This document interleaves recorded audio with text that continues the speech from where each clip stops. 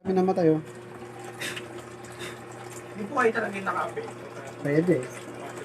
Pero magagawa pa po kayo. Good job! Kakaiba nga tayo yung control nito. Ngayon ako nakakita ng ganitong paano. Eh. Talaga po, pero kaya niyo pong ano pa. Kakaiba rin yung board eh. Oh. Sabagay Android na kasi ito eh. Android board eh. Buti nga may separate power supply. Sabi matibay ang power supply niya. Ano po na tayo sa mga nasa daan? Hindi, pinaayos ko yung goma ng sa magnetic. Matakas.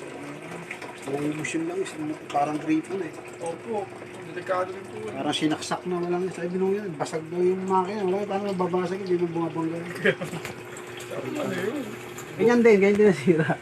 Parang lahat po talaga. Oo, ganun. Napakabilis kasi dati, bago magkaganyan ng TV, maabot ng 3 taon, 4. Ano po ito?